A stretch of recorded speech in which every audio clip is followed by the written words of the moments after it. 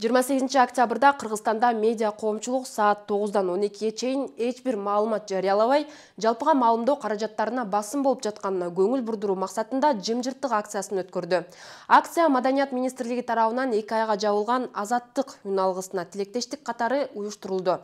Ага Медиа Хаб, Клуб, Кактус, 24 KG, Марал радиосу, Говори ТВ, Апрель ТВ, Политклиника, Тим медиа жана башка басылмалар катышты. Эркин медиа каражаттары кысымга каршы күч чындыкта «Сила в правде» хэштегтери менен билдирүү жасап, бир күн бою мамлекеттик органдардын пресс-релиздерин чыгарган жок. Кыргыз журналисттери Маданият жана маалымат министрлиги Азаттыктын сайтынын ишин токтотуу боюнча мыйзамсыз чечим кабыл алынды деп, бийликте сөз эркиндигине, басма сөз эркиндигине карата кысымды жана журналисттерге, блогерлерге, жарандык активисттерге жана башка өз пикирин эркин айткан жарандарга карата кылмыш кылгынтугун токтотууга чакырды. Аталган акцияны журналисттер, активисттер жана айрым саясатчылар колдоду. Андан сырткары акыйкатчы Атыр Абдрахматова да флешмобко кошулуп, кылган ишибиз сөз эркиндиги, журналисттердин эркиндиги, саясий плюрализм жок, мүмкүн эмес деди. Кыргызстандагы маалымат каражаттарынын негиздөөчүлөрү президент Садыр Жапаровго, Жогорку кеңешке, УКМКнын төрагасы Камчыбек Ташиевке, башкы прокурор Курманкул Зулушевке, ички иштер министри Улан Ниязбековго жана Маданият, маалымат, спорт жана жаштар саясаты министри Алтынбек Максутовго кайрылды. 30-дан ашуун редакциянын башчылары соңку кездерде көз карандысыз журналисттерге жана маалымат каражаттарына кысым күчөп жатканына карабастан, укук коргоо органдары реакция кылбай жатканын белгиледи. Ошондой эле алар жакында президенттин аппараты иштеп чыгып,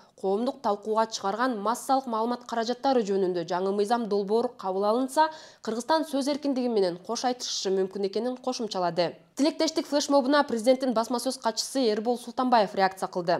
Ал Facebook барагында Кыргызстанда сөз эркиндиги болгон, азырда бар жана келечекте да болот деди. Султанбаев өз сөзүндө эркин медианын ишине эч кандай чектөө коюлган жок, мыйзамды кынтыксыз аткаруу талабы гана коюлуп жатат деп белгиледи. Ал арада 27 октябрда Маданият жана маалымат министрлигинин кызматкерлери Азаттык медиа мекемесинин каттоо тууралуу документтерин толугу менен текшерүүгө алганы жана документтердин көчүрмөлөрүн алып кетишкени белгилүү болду. Азаттыктын Бишкектеги жетекчиси Айзада Касмалиева министрлик 28 сентябрдан 28 октябрга чейинки Азаттык медиа тарабынан даярдалган бардык ТВ жана радио материалдарды көчүрүп берүүнү талап кылганын айтты. Эл аралык Human Rights Watch уюму 26 октябрда Азаттык медианын сайтынын 2 айга жабылышын сындаган билдирүү таратты. Уюмдун Борбор Айзадагы иликтөөчүсү Сыйнат Султаналиева Кыргызстан көз карандысыз медианы кысымга албай, колдоого тийиш экенин билдирген. Эркин Европа Азаттык радиосунун президенти Джейми Флай буга байланыштуу билдирүү жасап, сөз болгон материалда журналистиканын эл аралык стандарттары сакталганын белгилеген